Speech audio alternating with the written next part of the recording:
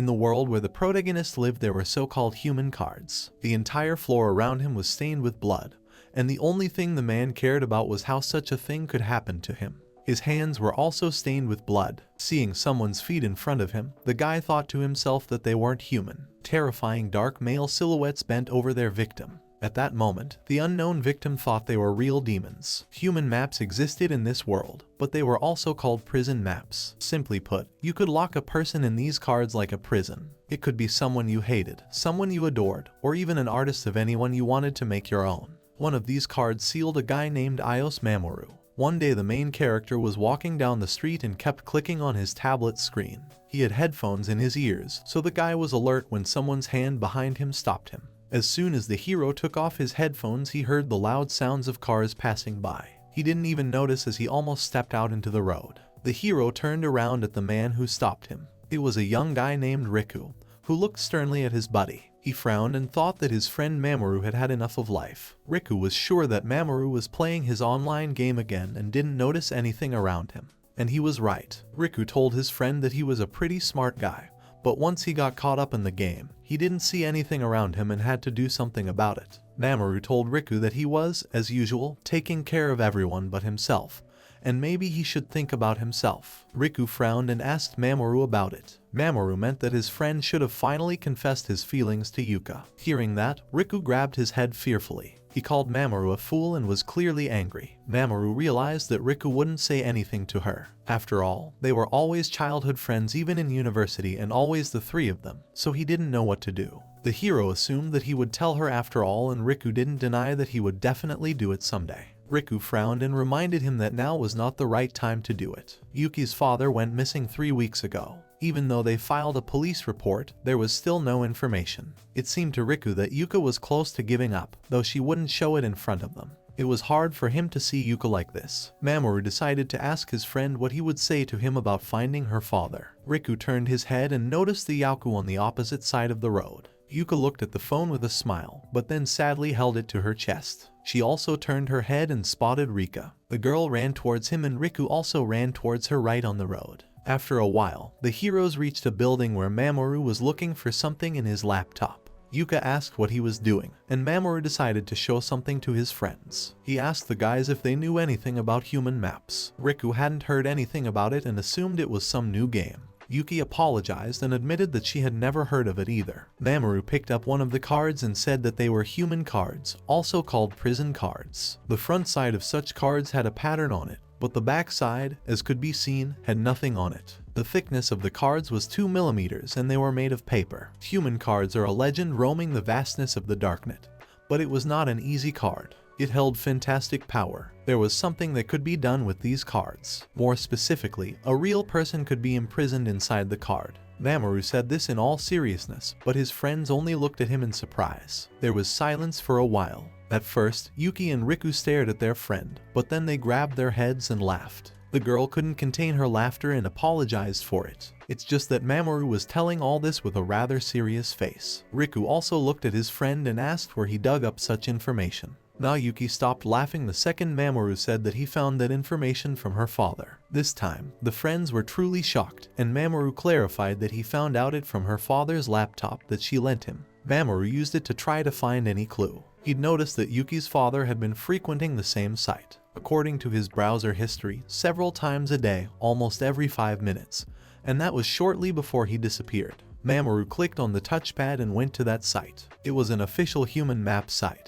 But in reality the site was just a picture and required a key to enter, which there was no mention of. But Yuki's father had the key, so Mamoru desperately searched for a way to get it, and finally he managed to get that key. The key was actually an account. It was like a letter of invitation to the world of human cards, and by obtaining it, a person was entitled to buy a card. Riku didn't understand what his friend was saying, but Mamoru interrupted him. He smiled and said that after becoming a user, he was finally able to enter the site, and that piqued his interest. It was like another reality, and once he touched it, he wanted to know more and more. Mamoru was drawn in by it, and he was beginning to think it was all true. Riku refused to believe it, but Mamoru repeated that it was true. As for the case of the 3 strangled girls whose remains were found today, the accused was cleared of all charges. It was shown all over the news, and even though the camera captured the suspect with the victims shortly before their disappearance, the image was not clear enough, and the suspect changed his statement and began to deny guilt. Therefore, due to insufficient evidence, all charges were dropped. Mamoru had an irresistible desire to try the cards, and it was a desire he could never overcome.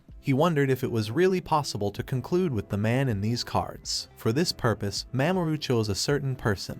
It was a man named Toru. This is the man who was suspected of killing those girls. In their time, with the help of the internet, anything could be found out. A week after the charges were dropped, Mamoru began to watch him. After watching the news, his premonition only grew stronger. The hero had no doubt that he would definitely commit a crime again, so he wanted to erase him from their society. The website had prescribed conditions under which it was possible to lock the man in the map, and this condition was a human weakness. In order to seal the desired object, it was necessary to present him with his weakness, thus taking control of him. Then one must utter something that would serve as a trigger and the person would be sealed. Mamoru felt that if that was indeed the case, then it was as simple as that. The hero believed that telling him that he was a murderer was enough. The only problem was the location, and one had to try to hide from people's eyes. Suddenly Toru stopped and Mamoru hid behind the corner of the building. The guy wasn't interested in the reason why he stopped. It was possible that this was Mamoru's chance,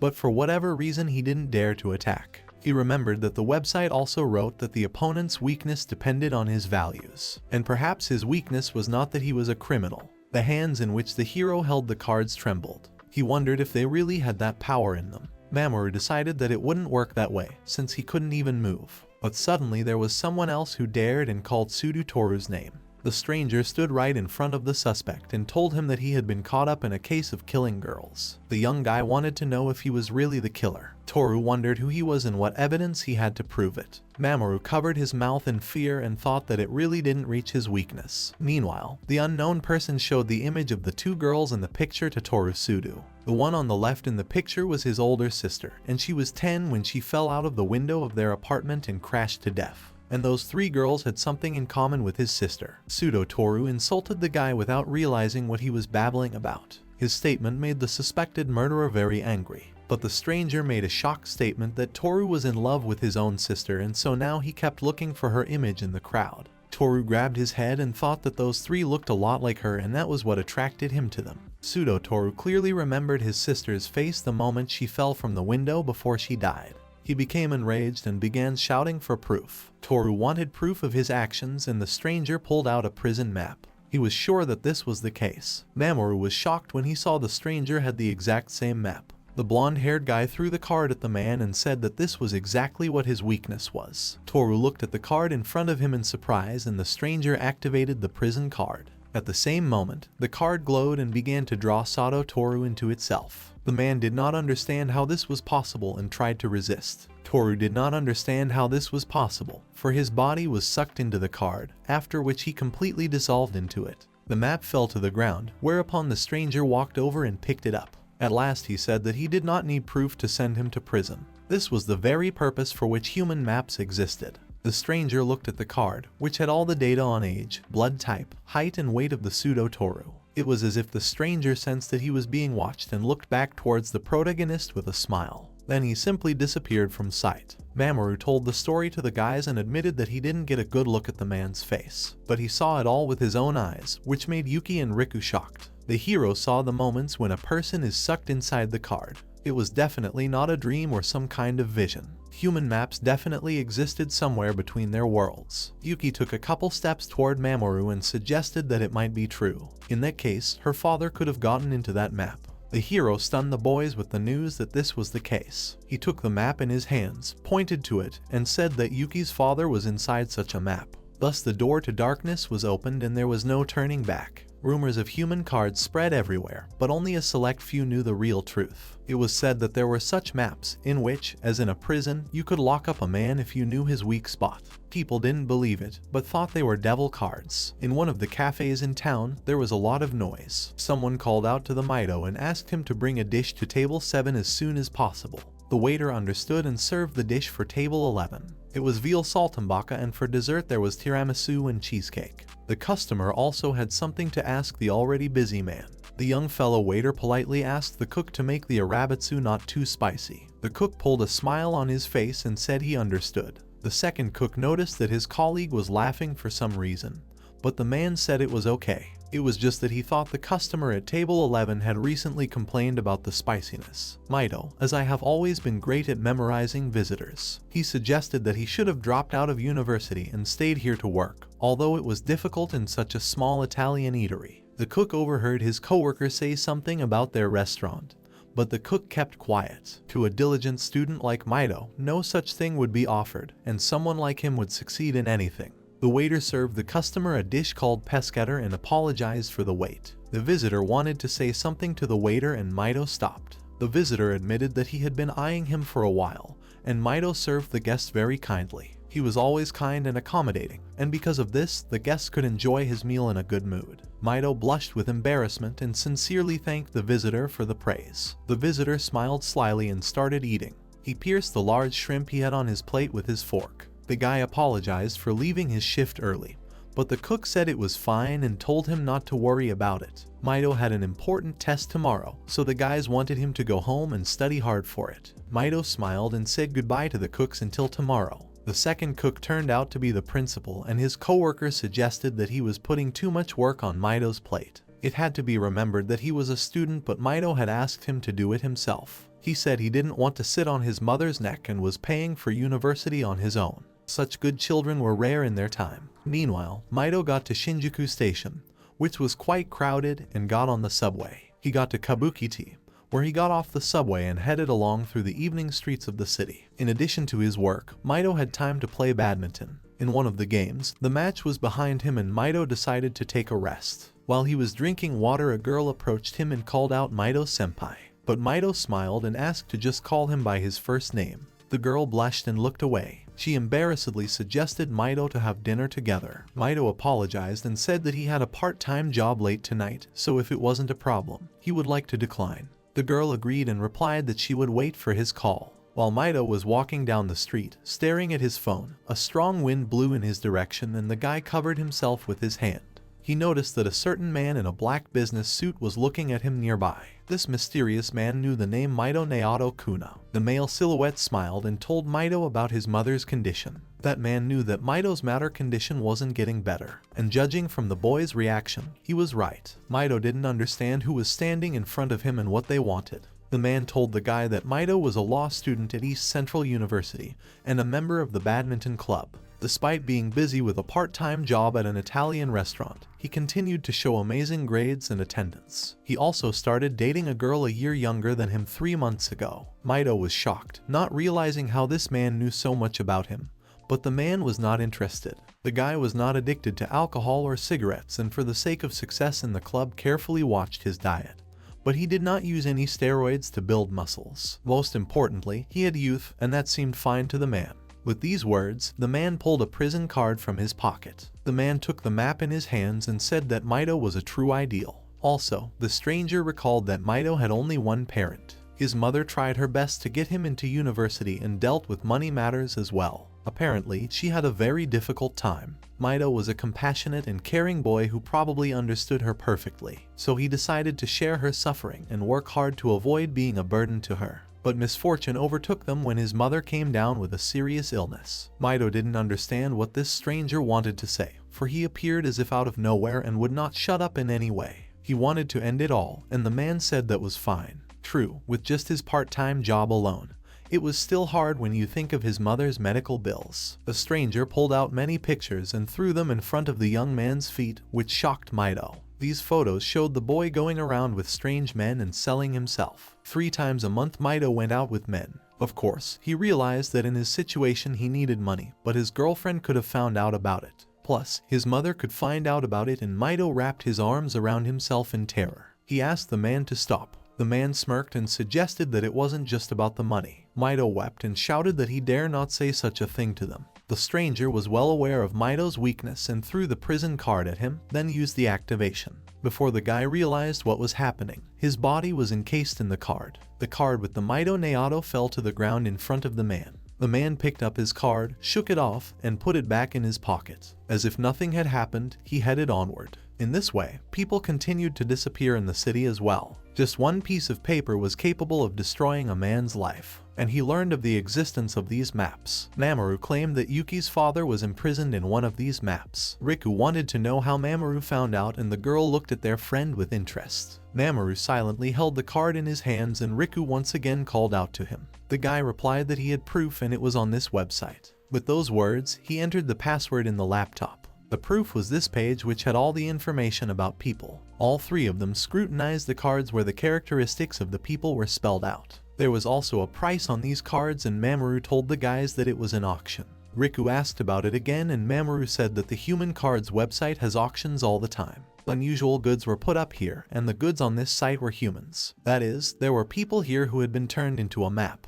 If you look at the data of one of the cards, it had the name Eyes Gyro in it. Mamoru wanted to make sure that was the name of Yuki's father. Yuki was shocked by this news and froze in place. Not only the name, but all the characteristics such as age and profession matched. It was as if Yuki's father had been imprisoned by someone in this card and his card was being auctioned off. Yuki clutched her head in horror. Riku wanted to say something to his friend, but Mamoru interrupted him. The guy thought that no matter what, they shouldn't have despaired, and they were very lucky that his card was up for auction. But that wasn't what Riku meant at all. If whoever had captured Yuki's father had kept his map, there was no way they would have been able to find it. The auction was their point of contact. The thing is, the auction site had the name of a man who managed to acquire the map of Yuki's father. His name, or rather his nickname, was Sekators. It was unknown to Mamoru why this person wanted the Yuki father card, but if he still had it, it was all pretty simple. Mamoru was going to make a deal with him and buy back the map. He had already used the site's internal chat and sent the Sekator a request for a deal on the auction.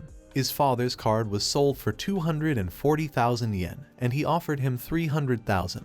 All he had to do was wait for a response. Mamoru tried to tell Yuka that this way they could get it back, but Yuka asked him to stop. The girl burst into tears and asked him to stop. She didn't understand how or why Mamoru could say such a thing. She wanted to stop the guy, because suddenly he was claiming that her father was imprisoned in the map and she couldn't believe it. Mamoru wanted to prove that it was true and wanted his card back, but Riku stopped his friend. Riku asked him to chill out and admitted that anyone would doubt such a story. Besides, Mamoru has never been good at sensing a situation. However, Riku realized that his friend wasn't the kind of person who would lie and Yuka probably thought the same. Sure, it sounded like a lie from the outside, but it was their only lead so far. Riku turned to Yuka, who still couldn't hold back her tears. Mamoru was surprised at the words of Riku, who wanted to help him in any way. Mamoru smiled slightly and thanked his friend for trusting him. In that case, the guys should have become users on this site to begin with. Riku didn't understand why they had to become users like that. The hero explained that they needed to become with human card users. If they went to this site, it would seem like it was just an online store, but the main page was just a cover. On the registration page, they had to enter their information and write human cards in the name column. After a while, they would get a reply email, and if you answered the email, they would pass the verification. After that, they will finally get an account on the Human Cards website, and the verification was the hardest part. But if they do everything as Mamoru said, the guys won't have any problem with it. Yuki said goodbye to Mamoru and Riku, and left. Mamoru noticed that Yuka had finally perked up. Riku sat down with Mamoru on the bench and thought about what was happening to this world. It was really hard for him to believe that something like this really existed. But Mamoru confirmed it. Riku thought about the weakness that made it possible to seal a person into a map. Riku didn't know if there was a connection here, but recently several people from his university had gone missing. Among them was a guy named Mito, who had promised to lend his lectures to Riku. He hadn't shown up at the university in a long time, which alerted Mamoru. Riku smiled and said that if he could help Yuki, that was enough for him and he would do his best. Riku got ready to leave since he had a part-time job and Mamoru agreed with him. Before leaving, Riku asked the guy to text him right away if he heard anything. He also asked Mamoru not to stay out late and left. Mamoru looked after Riku. He knew his friend would say that and it was easy to understand him. That was why he gathered his strength and told them everything. If you tell them about the human cards, they will definitely enter the game. Yuka for his father's sake, and Riku for Yuka's sake. Mamoru, on the other hand, had it differently. Mamoru was captivated and fascinated by the obscurity of human cards. Suddenly, a call rang on Mamoru's phone, which scared the guy a lot. The notification was so unexpected that the hero almost dropped the phone from his hands. It was a message from the prisoner who greeted the hero. Mamoru was so excited that he stared at the screen and only waited for the secateurs to reply after the greeting. His gaze changed and he thought with horror that it just couldn't be. The next day, Mamoru's friends asked if the man had answered him. The hero lied and said that no one had answered him yet. Mamoru looked rather gloomy and put his head down in his rice bowl. It all became clear to Riku. He replied that it made him a little nervous and Mamoru called out to his friend that sat down next to him. The hero wanted to ask the guy purely theoretically. He speculated that they might need a map of a young girl around their age and wanted to know Riku's opinion on the matter. Riku didn't understand what his friend meant and said he was asking some weird questions again. When talking about a young girl, Yuka immediately comes to mind, but he didn't want to even think about putting her on the map. But on second thought, for the sake of saving her father, she probably would have agreed without even hesitating. Riku didn't understand what Mamoru was driving at, but the hero put the sticks on the rice bowl and said it was just for fun. Mamoru took a seat at a desk in the auditorium where he took out his phone again. As for the transaction, the secateurs were not interested in money. His condition was in exchange for the card of a young girl in her 20s and nothing else satisfied him. He was counting on Mamoru's understanding and their cooperation. The hero realized that he had miscalculated and assumed that the secateurs would just raise the price, but he did not expect such a thing. Mamoru was also struck by how the man cold-bloodedly demanded the map from him. The guy wondered where he could get a map of a 20-year-old girl. Surely the secateurs must have wanted him to lock the young girl up with his hands. Mamoru wasn't sure he was capable of daring to do something like that. While he was thinking about it, someone called out to him and the guy looked up. It was a young long-haired girl who wanted to clarify that the place wasn't busy. Mamoru smiled and let her sit down next to him. Taking a seat, the girl said that the weather had been a real nightmare lately and everyone was literally blown away. Mamoru stared at his phone again and then at the girl. Suddenly a thought popped into his head. He remembered that he had accidentally seen this girl with the professor once. This girl was dating a 44-year-old professor who had a wife and children. Mamoru realized that because of this, he knew the weakness of the girl named Matsunaga Miyuki. After class, the hero purposefully followed the girl. Miyuki stopped in front of the building as if waiting for someone and smilingly looked at her phone. The hero had no idea that he would be so lucky to be reminded of her relationship and decided he was lucky. But suddenly something stopped Mamoru. He couldn't realize what he was doing, because he was about to imprison a young girl in the map just like the others. But Miyuki was a girl in her 20s, and he knew her weakness. And to get Yuki's father back, a card for exchange was needed and the conditions for that were just perfect. The hero thought that everything would work out if he could get hold of their picture. Mamoru cautiously peeked out from around the corner and saw a 44-year-old professor with a girl running up to him. They met and headed somewhere while holding each other's hands. Miyuki laughed and told the professor that they had bought quite a lot of stuff and they would eat today. Miyuki looked at the professor hopefully and suggested that they could do everything without rushing today. The man smiled and agreed with his young chosen one. The girl rejoiced and the professor asked her to be careful on the steps. They didn't even notice Mamoru standing in front of them and took a picture of them. The hero gave them a look and thought he was very lucky. He captured the moment of their kiss and decided he had to do it. The next day, Miyuki was sitting in the classroom when suddenly she received a notification. The girl picked up her phone in her hands. It was a message from the main character. Mamoru said that they needed to talk. He didn't want anyone to hear them, so he suggested they meet at 4 o'clock in the evening behind the second building. Mamoru kept his prison card at the ready and mentally apologized to Miyuki. He was sure it was just for the sake of the deal, and that he hadn't done anything wrong. Mamoru hoped that he would definitely get her card back, and when this was over, he would explain everything to her. Right now, however, she had to become a necessary victim. It was as if Mamoru had lost his mind and decided that she would definitely understand him. While waiting for Miyuki, the guy laughed, but to his surprise he was met by someone else. It was Riku who noticed the map in the guy's hands and decided he was absolutely right. Riku told Mamoru that he had sent Miyuki home and headed towards his friend. He grabbed the guy's clothes, trying to figure out what Mamoru was doing. Riku yelled that once he got carried away with something, He didn't pay attention to anything else. Mamoru fell to his knees and apologized to Riku. The hero was embarrassed and thought that it always ended up like this. This was the only person capable of getting him back on the right path. Riku leaned over to his friend and admitted that he had been a little harsh with him. But seeing yesterday's Mamoru, anyone would realize that there was something wrong here. It was pretty easy for the hero to understand what annoyed Mamoru. The guy thought and told Riku that he wouldn't use this card for a deal and would have to come up with another plan. The hero decided that he would use it to seal the secateurs. The hero had a cup of tea, looked at the time and told Riku that it was time for them to start. Riku corrected his earpiece and made sure everything was ready. Mamoru replied that the secateurs were close and they should proceed as planned. Next to Riku was Yuki. Riku looked up at the windows of the building where the hero was watching them and raised a finger up. He let Mamoru know that they had everything perfect and the hero thought it was great. 2 days ago, the guys went into a love hotel, which embarrassed Yuki a lot. She flushed and pounced on the guys, asking what they forgot at the love hotel. Riku flushed and didn't know how to tell her, but Mamoru decided to act on his own. He showed the girl his phone and told her that this was the secateurs deal place he was talking about and they came here to look around. It seems he chose this place so that no one would be embarrassed that the room was rented for a short time. It was a common thing in love hotels, and in order not to attract attention, it was better to come along with the girl. So he asked Yuki for help. Yuka was too embarrassed. She frowned but remained silent. Then she turned away from the guys and said that apparently she had no other choice. Mamoru thanked her for her help and offered to discuss their plan in that case. There were only 2 days left until the secateurs deal. The meeting place on the appointed day was the Kabuki Tea. As the hero had already said, the time was 4 in the evening. Mamoru was to go along with the Yuka. Riku was to wait in a cafe on the 2nd floor of the building across the street. In order for Riku to keep an eye on the situation, they would keep in contact with him. If they used Bluetooth headset micro earphones, they could even talk to each other. At the appointed time, a man with a briefcase should come to the meeting place.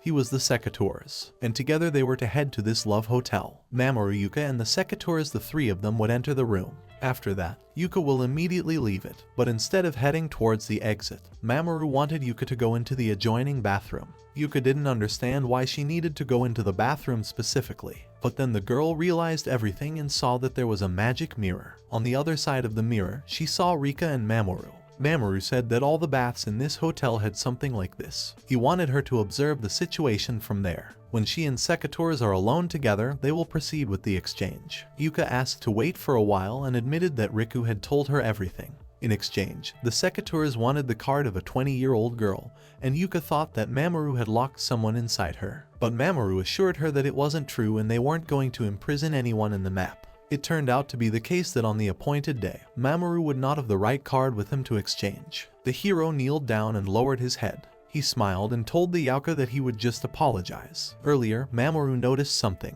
He saw a scene of one of the men trying to shake money out of the other. It looked like he had been promised money back earlier, but now the man was saying that he had nothing.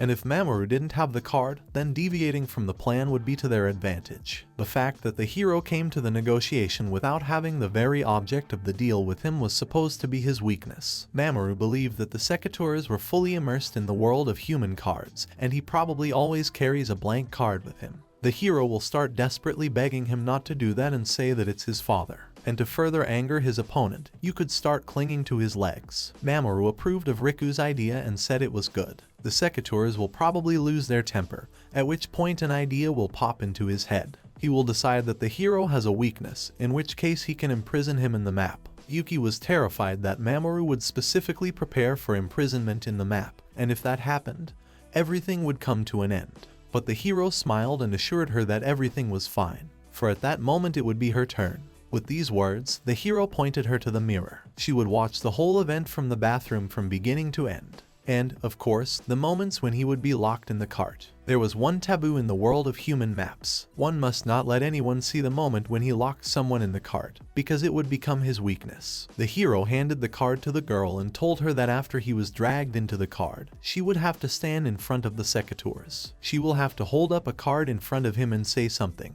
Yuka would have to say that she saw the way he locked the man in the map and that would be his weakness. After saying that, she will use the prison activation. The girl stared at the map in horror at the thought of having to imprison the man. Mamoru said that the secateurs didn't know about her weakness, so she didn't have to worry about being imprisoned in the map. Mamoru asked the Yaku one more time and said that if they missed this opportunity, they would also miss her father's map. Yuka clutched the map in her hands and promised to try to do it. Riku and Mamoru were happy to hear that and smiled at her. Still, she wanted to know what to do in case things didn't go according to plan. They would have 2 cards in hand, Mamoru's and her father's, which was to be expected. Yuka had just registered on a human card site, but she hadn't even looked it up. Riku didn't know if it was magic or science, but it shouldn't have been forgotten that people turned into cards become a commodity, and that only meant that they could be taken out of there. Yuka looked at the black card on the table with interest and asked what it was. Mamoru replied that it was called Prison Access, and if you looked closely, you could see that the drawings on the cards were similar. Riku showed the girl his phone and said that they got them from the official website of Human Maps. After that incident, he and Mamoru were looking for any information. But on that site, if you wanted to know anything, you had to pay an entry fee, which made it difficult to gather information. If one paid a large amount of money, it was possible to get an answer. If the card they had in their hands couldn't be used in any way, then this creepy auction wouldn't make sense. Then it's unclear why they would be making these deals, since a piece of paper couldn't have such a price. Yuka began to guess at the answer they had found. Mamoru said that this is a prison access card and it's very easy to use it. It requires a card with a person locked in it, and if you inserted the card into the prison access, you could see the prisoner. At first, Yuka didn't understand anything, but then she screamed in surprise and stared at the card. Mamoru said that it was the same as with the ceiling, but how it worked was still unclear. With prison access, it was possible to get inside the map at any time, which meant that the owner of the card had complete dominance over his prisoner, and could do whatever he wanted. Riku confirmed his friend's words and admitted that it was something he didn't even want to think about. But it was like this kind of thing was in demand in this rotten world.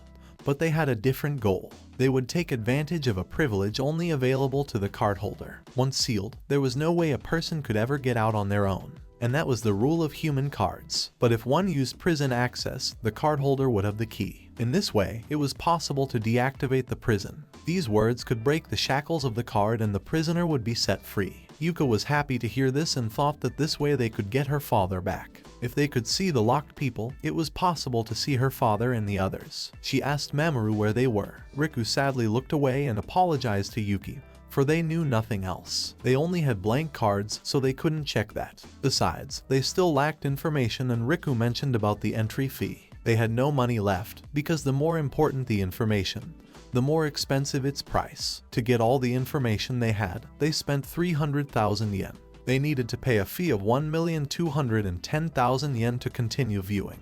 The prison access itself cost them 2 million yen, and they spent all their savings. Yuka was shocked and thought the guys shouldn't be doing this, but Riku told the girl that they would earn more. Besides, they couldn't just pick up and leave her in the lurch. They were the closest of friends, closer than anyone else in this world. Mamoru supported his friend and said that they had overcome all difficulties together and nothing was different now. Besides, he believed that nothing would change in the future either. The guy picked up the phone and told the guys that everything would definitely go according to plan and they would bring Yuki's father back by all means. And they will do it with the 3 of them, just like they always do. The guys looked at Mamoru and smiled. The heroes went to a noisy street where Mamoru said he prepared an identifying red diplomat. The truth was that the inside was empty. The hero wanted to make sure everyone remembered their plan. There was no way they could reveal even the slightest bit of information about themselves to the secateurs. After all, in the world of human cards, information was the strongest weapon. If their identity was revealed, there was a danger that they would figure out their weakness. Mamoru said that he would go under his nickname Mikazuki.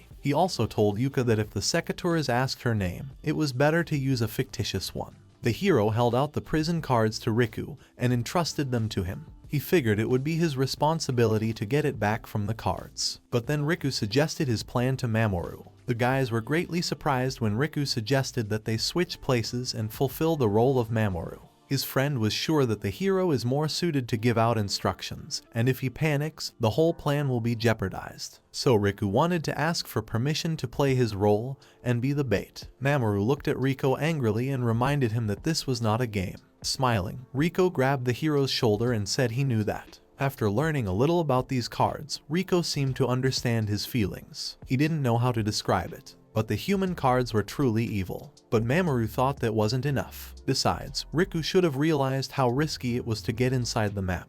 And if the hero came up with the whole thing, he was the one who had to take the risk. Perhaps he shouldn't have said such a thing.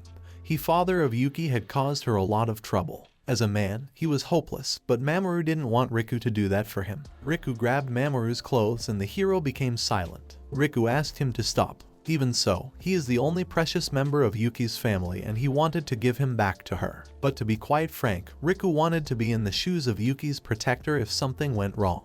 Mamoru decided not to argue with him and agreed. The hero only asked Riku to listen to him and finish everything in half an hour. If he suddenly started acting suspicious, they needed to forget about their plan and run. Their own lives came first and Mamoru hoped that Riku understood him. Riku smiled at his friend and said he understood him. So Mamoru found himself in the building across the street where he got himself a cup of tea and watched everything from the sidelines. The hero cursed his friend for suggesting that they switch places so suddenly. But in that instant, the hero noticed that Riku was serious. Yuki's father had been a serious and kind man in the past, but when he was downsized at work, he was consumed by gambling and fell into debt. But the troubles didn't end there. Yuki's mother, who was carrying the whole family on her back, died suddenly, so Yuka was left alone. She went to university, earned money from part-time jobs, and struggled to stay afloat. From the outside, Mamoru saw how well Riku and Yuka were getting along and he realized what was going on. The thing is that previously, Riku had also lost his parents in an accident as a child.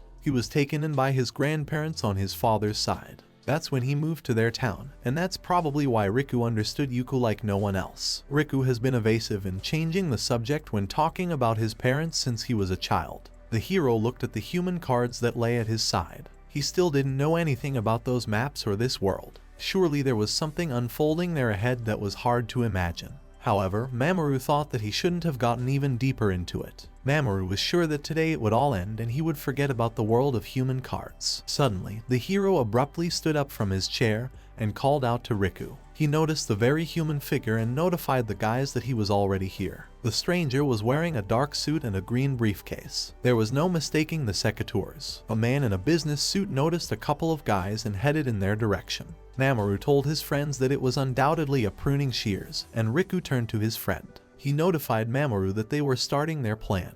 Mamoru was worried about his friends and looked at Riku hopefully. The guy greeted the secateurs that approached them. Riku jumped in surprise when the serious man bowed down in front of him. He greeted the guy, smiled sweetly and asked him to call him secateurs. Riku tried to keep his cool and introduced himself with the name Mikazuki. Secateur squinted at the girl and assumed that she would be their escort. Riku confirmed this. In that case, the secateurs suggested they go to an establishment nearby. Secateur admitted that he had not expected that they would be so young and Riku wanted to know the reason. From the content of their letters, the secateurs figured they were much older, but the boys were apparently students. Riku apologized and admitted that he couldn't answer him. Surely the secateurs must have realized that, and the man laughed. He agreed and asked to be understood correctly. Meanwhile, Mamoru was trying to hear their conversation.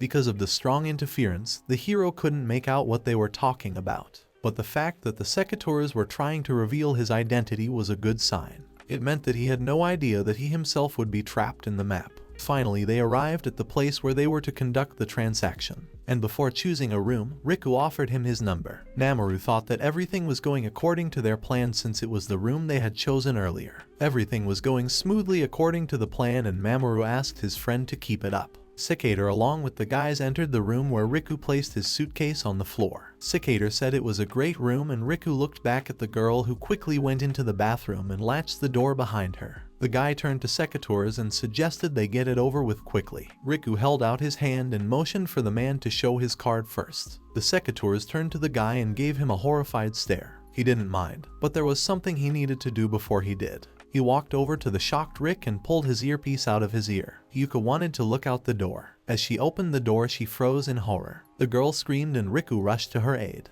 Mamoru couldn't figure out what was wrong, as his earpiece was hissing terribly. The hero tried to call out to Riku, but all he heard was a crackling sound and the connection was cut off. A cleaver crushed the earpiece of the confused guy. The man offered to end this farce, for he already knew they didn't have the right cards. Besides, they both had earphones. The secateurs warned that an eye was needed on his opponent during the deal. He took Riku's imaginary frame from his hands and said he saw his weakness. Riku was covered with cold sweat from excitement and terror. Secateur asked him not to be surprised so much. It was just something he wanted to ask him. It was something very important, and his fate depended on that answer. Secateur wanted to know if Riku knew about Mikado Ren and Riku's face became even more frightened. Isekai'd assumed the guy didn't hear him and decided to repeat to him again about Makoto Ren. A flustered Riku said that he didn't know any such, but what was more interesting was how the secateurs knew his name. Riku asked him to answer him what he did to his girlfriend that was with him. Isekai'd looked at Riku and realized that it wasn't him that should have been asked at all. He pulled out a map and held it out in front of him. Isekai'd said that he didn't need the Sakuma Riku now. Riku was shocked when the secateurs told him about Riku's mother being suicidal.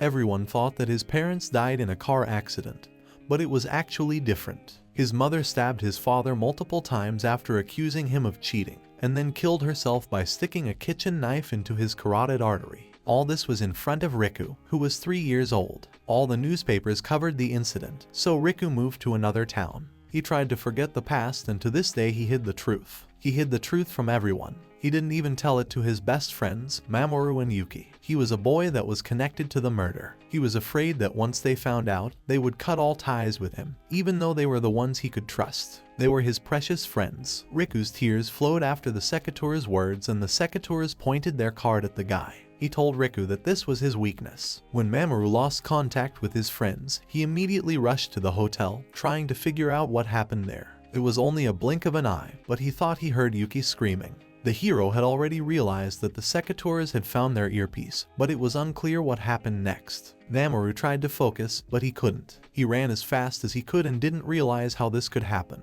With his last strength, Mamoru ran to the Love Hotel and looked at the time. If they were going according to plan, then Yuka should have been about to come out. Mamoru excitedly looked at the girl that reminded him of Yuka and called out to her. But it turned out to be a completely different woman with a boyfriend. Besides, she wasn't as pretty as Yuka. The woman covered her face with her hands and said that this young man's eyes were blazing like that. She was sure that Mamoru wanted to jump her, and her partner thought that there was nothing to be done about it, because Yumiko-san was a real beauty. The hero flew inside and tried to calm down. He decided that it was too early to think of anything bad, and maybe it was just a minor hiccup. If they still weren't done, they should still be in the room. But to his surprise, their room was already vacant. Mamoru thought that it just couldn't be and took the key number 501. He ran inside, but there was really no one in the room. The hero tried to call Riku, but the voice on the phone said that the subscriber's machine was turned off or was out of range. Mamoru ran out of the building and didn't understand what was even going on here. He assumed that something might have gone wrong during the transaction, and for some reason the guys weren't there. Mamoru kept telling himself that he didn't understand anything at all. Mamoru saw his friends and some of the passers-by,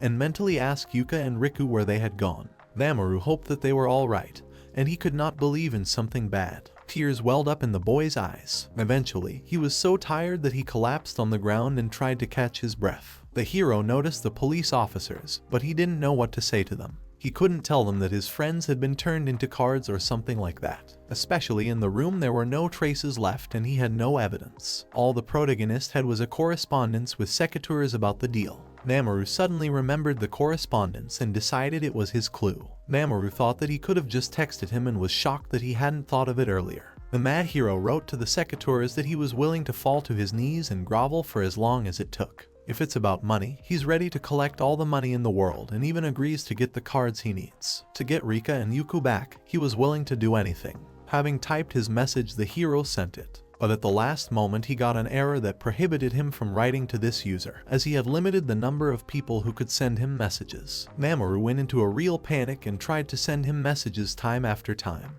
but all was to no avail. Out of helplessness, the hero fell to the ground again and screamed that it just couldn't be. Mamoru went back to his house and locked himself in his room. He was in a kind of prostration and stared at one point. Mamoru's hands went down. He didn't realize where he might have miscalculated. He tried to find some information on the Human Map website about the search for the maps. The map tracker was a feature that allowed you to track down any existing map. If you used it, you could track down Riku and Yuka, but any information on the site cost money. Of course, Mamoru had gotten into this deliberately, but the hero knew he couldn't handle it alone. Mamoru regretted letting Riku take his place and for dragging Yuka into all of this. The guy didn't understand how he could put his friends in danger and felt he should have acted alone.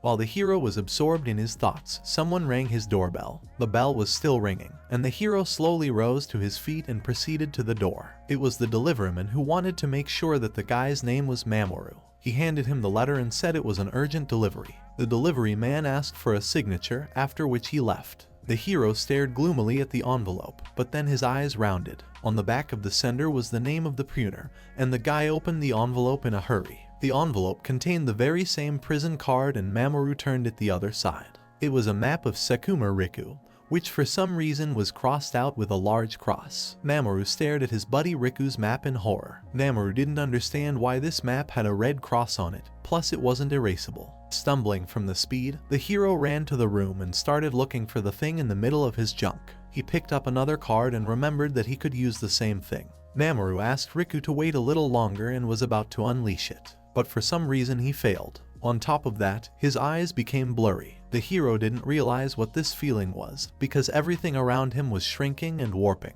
He tried not to chicken out and apologized to Riku and said that he was already on his way to save him.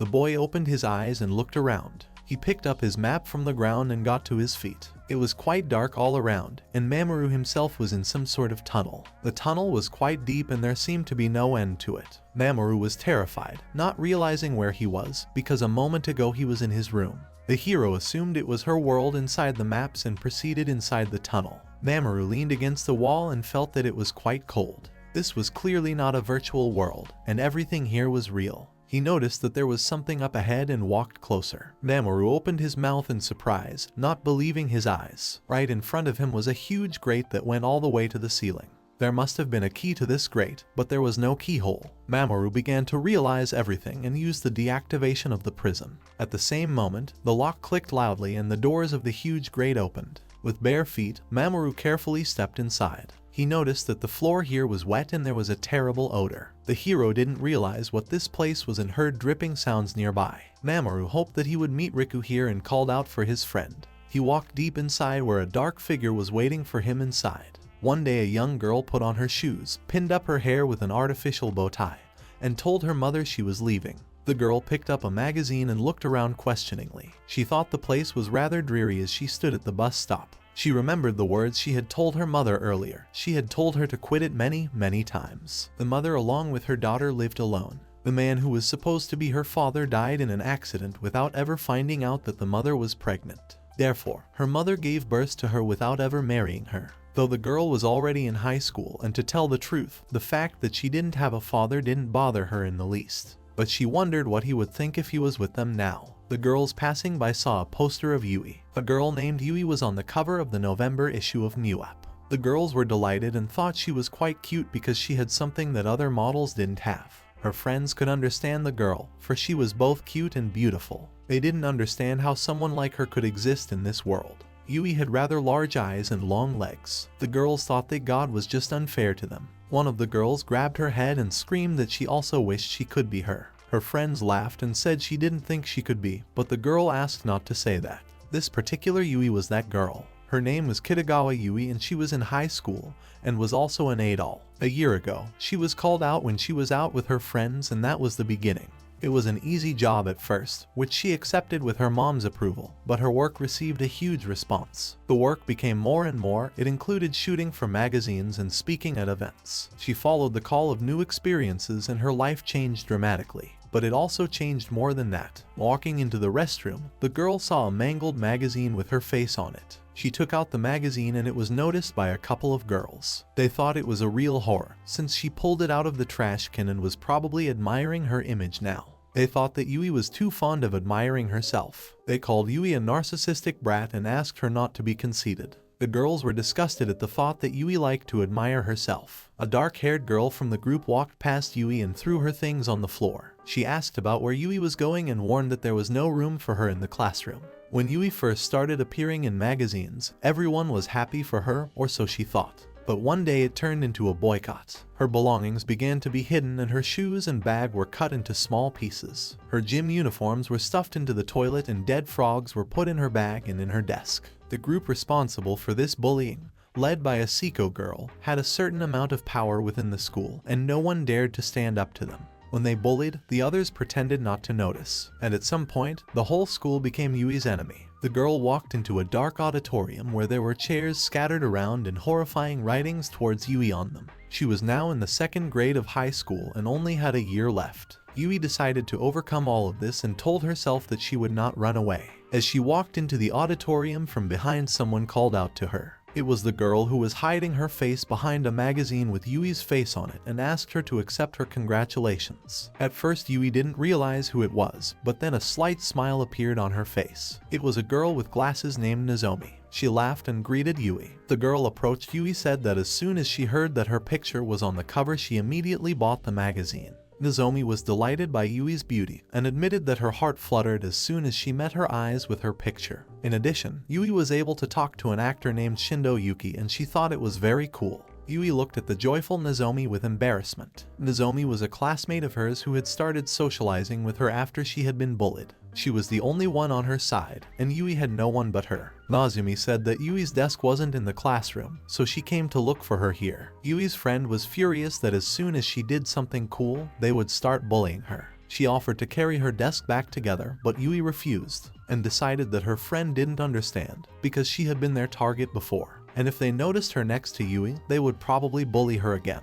The girl pondered over Yui's words and recognized that there was nothing she could do about it. Nozomi hugged the magazine with Yui and smiled at her. She said that Yui wasn't guilty of anything. Yui covered her eyes and thought about the fact that Nozomi really didn't understand anything. In any case, they should have tried to socialize mostly outside of school. Yui suggested meeting after school, somewhere where no one would see them. Nozomi suggested that Yui come to the art class in the old building after school, where she would wait for her. Yui agreed with Nozomi, after which Yui left. After class, Yui went to the art classroom where they were to meet with Nozomi and opened the doors. In the middle of the classroom, Nozomi was sitting at an easel, and Yui assumed she was painting. The girl came closer to examine her painting and asked what she was painting. Nozomi smiled, but Yui was extremely surprised at her painting. It was the very same human cards. Nozomi asked her friend to listen. She wondered what Yui would do if she could take revenge on her abusers, but Yui didn't understand at all what she meant. Yui stood in front of Nozomi and asked her friend what she meant. What did she mean by getting back at them?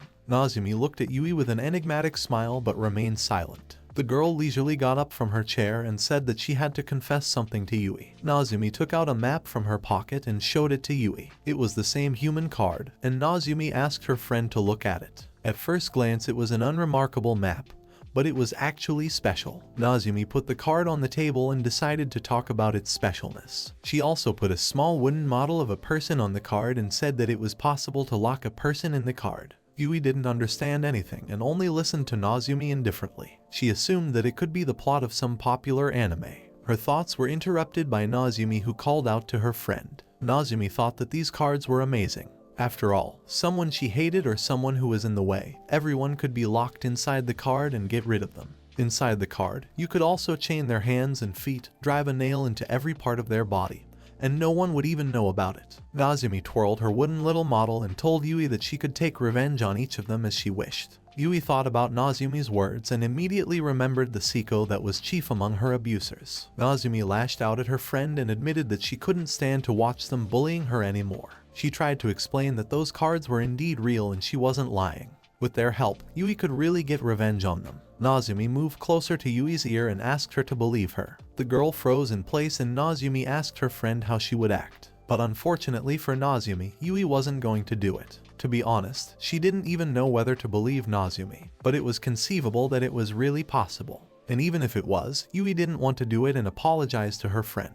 Her answer surprised Nozomi, but the girl smiled and agreed with her. Still, Nozomi asked her to contact her immediately if Yui suddenly decided to do that.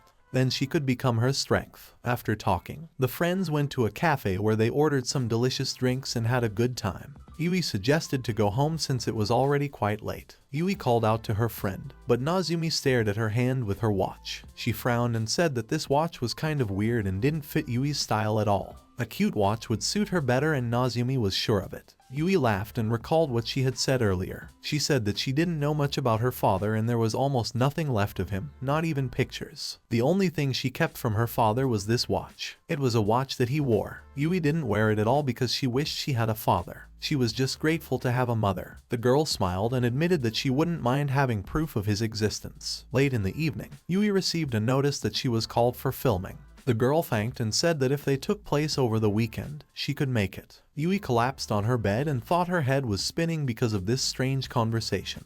Nozomi had always been weird to her. Yui thought about the human cards that Nozomi showed her. She decided that this just couldn't be happening and picked up her phone when she got the notification. It was Shindo Yuki again, who had been texting her incessantly. He was persistently begging for her mail, but there were rumors on the internet that he was gay. But Yui doubted it, because the guy offered to meet her, but this time in private. Yui threw the phone behind her and thought about him being a real womanizer. The next day, the group was discussing about Rick, who hadn't answered since yesterday. But someone said that he was answering her. The girls laughed and said she was definitely lying, because she couldn't have a boyfriend. The doors to the auditorium opened and all the girls immediately stopped laughing. They were not happy to see Yui here, but decided to continue their conversation. Yui noticed Nozomi looking in her direction. Earlier, Yui had asked Nozomi not to pay any attention to her. On the desk where Yui was supposed to sit there was a pile of trash again. The girl calmly picked up all that trash and threw it in the trash can. Another day had begun, just like all the previous ones. Yui decided that she only needed to hold out for one more year. It was only a year during which she couldn't break. On a run, the girl overtook one of the offending girls and was determined that there was no way she was going to lose to them. While jogging, she noticed Seika watching them from the sidelines. Seika was obviously up to something. After class, Yui changed in the locker room and buttoned her skirt. She fixed her hair and bent over to put on her stockings. With only one thing left to do, Yui picked up her father's watch. She was horrified when she saw that the watch was completely broken. Out of shock, Yui let go of the watch and it fell to the floor. As Seika and her group headed down the corridors, they were caught up by Yui. The angry girl called out to the Seiko and asked her how she dared to do that. The girl was furious that the Yui had called her by name and ordered the lowly trash to know her place. Seiko said that someone like her shouldn't be arrogant and there was no way she could become her equal in anything. She stared at Yui with resentment and threatened her that she would remind her where she belonged very soon. Yui remained silent and only glared at Seiko with hatred. After this incident, Yui came to the workshop where she was drawing Nozomi. She looked determined and called out to her friend. Nozomi already understood the reason why Yui was here and was happy about it. Yui couldn't say she believed her friend 100%, but she couldn't take it anymore. Today, the girls had crossed the line. Yui clutched the broken watch in her hands and said it was the one thing she couldn't forgive. Nozomi leaned against Yui and said it was okay, because the reason wasn't that important. She was just glad that Yui had decided to do this. Nozomi held out one of the cards to her friend and said she was giving it to her. Yui took the card with interest and turned it with the reverse side, which was completely black. It really did look like an ordinary card. Nozomi told her friend that if it was to be used, it would be on Seiko. She was the most powerful and #1 within the school walls, but there was no #2. If the Seka disappeared, her gang would simply disintegrate as well. She had already told her yesterday that this card was special, and it was true that you could lock a person in it. The girl had to realize, as unbelievable as it sounded, whatever was going to happen next was going to be real. The world inside the map where there was a dimly lit tunnel, and deep in the darkness of the tunnel something was lurking. There was a secure locked cage, which was the prison. It was where people who were captured with the help of the map went, and once you get there, it is impossible to get out. It only meant that the Seka would end up behind those bars. It would be impossible to escape from there on one's own. Only the holder of the card, that is, Yui, would have the key to the cage. Therefore, Yui will be able to do whatever she wants with it. Just thinking like that made Nozomi excited. But in order to lock a person in the card, there was one very important condition. Yui looked at her friend interestedly, listening attentively to her further. Nozomi squeezed the wooden man with a smile and said that it was necessary to find out the weakness of her target. In order to use the card, one had to completely surrender the target's heart, otherwise the card wouldn't activate. Hearing that, Yui laughed and Nozomi looked at her friend in surprise. In the end, Yui decided that she couldn't use it since she didn't know Seiko's weakness. Besides, the girl doubted that Seiko had any weaknesses at all. But Nozomi had a different opinion and scattered a bunch of pictures in front of the surprised Yui. Nozomi smiled and exclaimed that there were a lot of them. Yui looked at the images and it made sense to her. Nozomi showed Yui the Seika's weak spot and waited for her response. Yui became uncomfortable with how Nozomi was getting all this information. Nozomi giggled and took a step towards Yui. She told her friend that if she was going to use human cards, it went without saying.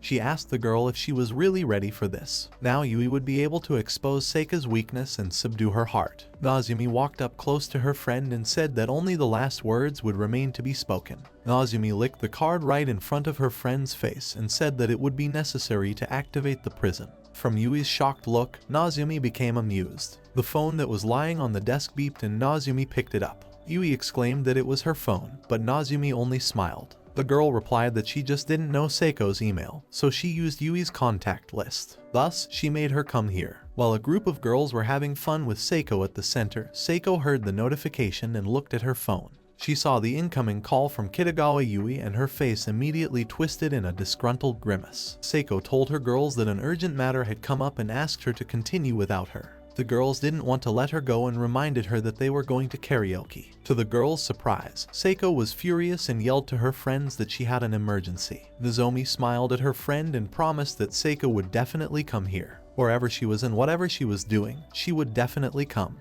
This was exactly what a person who had a weakness did. Not too long ago, Yui and Seiko were friends and went out together to pick out their outfits. Yui liked cute things like that, but Seiko only saw lame things. Yui didn't understand her friend and said that open back was in fashion this year. Seiko thought that Yui really didn't have a sense of style, but Yui exclaimed that it wasn't true. Fashion was changing too fast and a little time would pass and you couldn't wear something like that anymore. Seiko felt that it was impossible to ignore it, and it was really important to her. While they were choosing outfits, a young man approached them and apologized. He immediately made it clear to the wary girls that he didn't mean to offer them anything bad. Seiko was struck like lightning when she learned that the man was from a modeling agency. Seiko began to sweat with excitement and the thought that she might have been offered a job at a modeling agency. The man held out a business card to the girl and asked her to take it if she didn't mind. But Seiko didn't expect this business card to be handed out to Yui and not to her. Seiko stared at her friend in shock, who also didn't understand why she was chosen. Seiko kept remembering that moment and didn't understand why it wasn't her. After all, she thought she was much prettier and had a sense of style. She was so desperate to get into that world, but for some reason the talentless Yui was chosen. There was no way Seiko could accept that. When she received a message from the Yui, she immediately rushed to the intended location. Yui was already waiting for her in an empty abandoned classroom. Earlier, Nozomi had lastly supported her friend and asked her not to be afraid since she would be watching them from outside.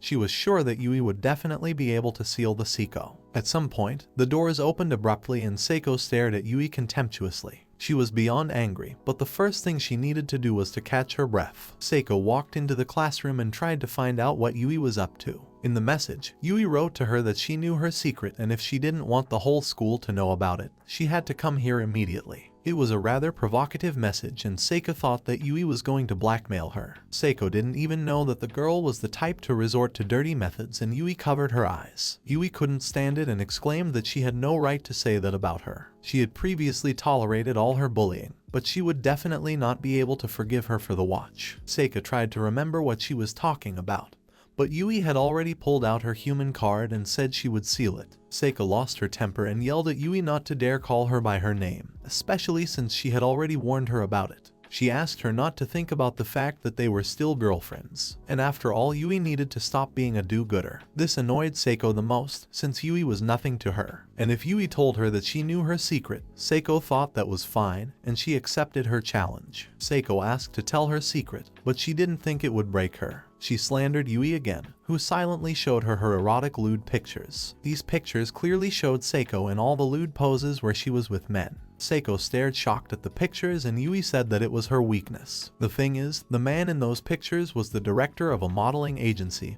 and Seiko was his mistress. Seiko came to the agency on her own and most likely he told her that her relationship with him would allow her to reach the heights of her career, and she went to such lengths to achieve her goals. Seiko didn't expect this turn of events and wrapped her arms around herself. She lost her temper and fell to her knees. Seiko screamed that Yui turned out to be completely different and didn't understand how she was able to get those pictures. Looking at these pictures, Seiko cried and screamed at Yui that she was nasty. Yui tolerated all her insults and tried not to say anything to her. To make matters worse, Yui told Seiko that the whole school would find out and Seiko tried to figure out what Yui wanted from her. The girl resolutely pulled out her human card. Yui offered the desperate girl a deal where she had two conditions. The first was that she had to stop all bullying against her, and second, she had to break up with this principal, which Seiko was horrified by. There were many rumors about this agency and their director that even Yui had heard about. Many people had suffered at his hands. Sure, there were girls he let debut, but most were left with nothing.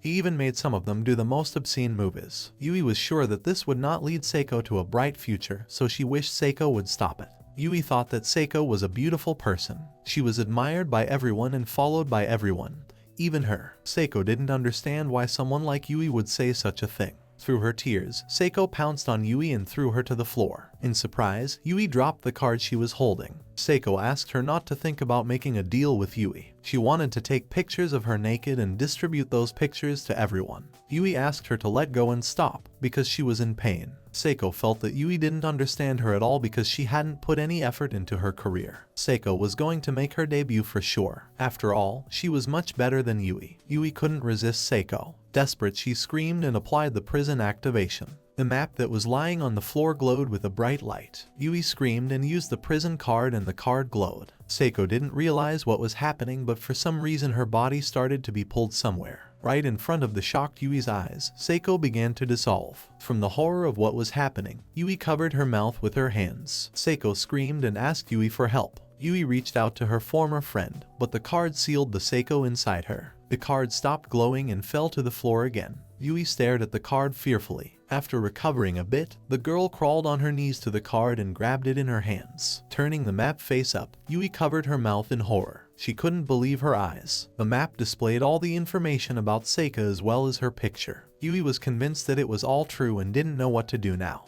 The girl looked at the image of Seiko in shock and kept saying her name. Yui didn't even notice when Nozomi came up behind her and giggled. She was curious to look at the map of the Seiko. Yui stared at her friend, who laughed lightly and told Yui that she did well. Nozomi picked up the Seki map and laughed as she remembered Seki's face the moment the map started to consume her. You wouldn't be able to tell at first glance, but her card was quite weighty. Nozomi thought that it might have suited her, even though she wasn't really interested in Seiko. Nozomi blushed and said it was a charming card. But right now, that card belonged to Yui. Nozomi took out her notebook and put the Seki card in it, then slammed it shut. The girl told Yui that they got rid of the instigator and must be now. Seiko was behind bars and shaking with fear. Even at that thought, Nozomi couldn't contain her laughter. Nozomi said that this was her end. While Seiko was inside the card, she was defenseless and now belonged to Yui. That was all the power of human cards. Nozomi told her friend that it was time for fun and suggested starting with a light punishment. Yui recovered a bit and asked Nozomi why she was laughing. Nozomi stared at Yui in surprise. Yui admitted that she couldn't bear the guilt and couldn't believe that Nozomi didn't feel the same way. The girl cried and couldn't believe it would turn out like this. Yui screamed that she didn't need that kind of revenge and asked Nozomi to bring back Seika. Nozomi completely shocked and confused Yui, whom she kissed right on the lips. Nozomi fell her surprised friend to the floor and dropped the map pad. She put her hand on Yui's chest and admitted that that's what she liked about her. Nozomi reached her hands towards Yui's skirt, but the girl asked her to stop and stop. But her friend wasn't going to listen to her and slipped her hand into Yui's panties. Yui blushed and twitched when Nozomi told her that she was so pure and innocent. Nozomi touched her tongue to the girl's breasts and asked her to show her the expression that could have been on Yui's face. Yui tried to resist her friend and asked her to stop. At some point she couldn't stand it and pushed the Nozomi aside. The girl touched her friend's black notebook from which many human cards sprinkled out. Yui was shocked by so many cards. Yui stared at the floor and noticed a familiar face in the cards. It was Shindo Yuki's prison card. Yui stared at the Shindo Yuki map in surprise and couldn't believe her eyes. Nozomi smiled and picked up her glasses from the floor. She walked over to Yui and said that she was absolutely right. All of these were her human favorite cards, and one of those cards was the Shindo Yuki she had gotten about a month ago. But Nozomi admitted that she hadn't summoned that card herself. She bought his card at an auction, which shocked Yui at all. She had never heard of an auction before. Yui remembered that she had seen it about a month ago, and then apparently it had been turned into a map. But Yui didn't understand how he could have been writing to her all this time. Nozomi put her notebook away and told Yui that she knew everything about her, and even about her meeting with Shindo Yuki. She knew about it long before it was written about in the magazine. Nozomi was worried about her friend, because Shindo Yuki was a terrible womanizer, and she was afraid that he would do something to Yui. So when she accidentally came across his name at an auction, she was very grateful for it. Nozomi showed a joint photo of Yui and Shindo Yuki, saying that he was disgusting to her. It was an interview photo and Yui started to guess what the phone was. Mad Nozomi licked the phone and admitted that she couldn't forgive him for trying to get close to her, so she decided to check it out. Thus, all the messages that were sent to Yui on Yuki's behalf were from Nozomi. She always wanted to see how Yui would react to an invitation from a famous actor, but she never once responded to him, which made Nozomi thrilled. Nozomi tossed the phone aside and told Yui that she was amazing and totally unsuitable for him. Therefore, Yui belonged only to her. Nozomi couldn't contain her feelings and confessed her love to her friend. She wanted to hug her to the point of madness and not let her go. She wanted to get all of Yui for herself. Nozomi began to slowly crawl up to the frightened Yui and said that she had always looked only at her and knew everything about her. Yui had a cute face and beautiful eyes. She was beautiful not only on the outside but also on the inside. Yui seemed completely innocent. Nozomi was surprised by her strength and that even bullying didn't break her, and was pure and kind. Nozomi thought that Yui would agree with her and touched her cheek. She saw that Yui didn't have any weakness. Therefore, she herself became her weakness. Yui did not understand Nozomi at all and asked what it meant. Nozomi was mysteriously silent and Yui asked her to answer. There was one thing that Nozomi forgot to tell her about the human cards. She took one card in her hand and continued. She hid half her face behind the card and answered that no one was supposed to see the moment she sealed someone in the card. And the fact was that for the world of human cards, this was the strongest weakness. Yui jumped to her feet and tried to run away, but Nozomi stopped her. She yanked the girl's arm and Yui fell to the floor. Nozomi knew that if she broke her watch, Yui would hate the girls even more. She knew that in that case, Yui would definitely get interested in human cards and use their power. Nozomi smiled at Yui and said that she saw the way she sealed Siko in the card. And now Nozomi knew Yui's weakness. Yui cried and asked Nozomi not to do that. The friend looked at her adored and beloved Yui and repeated that she wanted her. Nozomi promised to always be there for her and protect her. Lastly, she asked Yui not to be afraid and the girl looked at her friend in fear. Nozomi showed the girl the map and said with a smile that they would continue where they left off on the other side. Nozomi pulled the map in front of her and activated the prison on the Yui.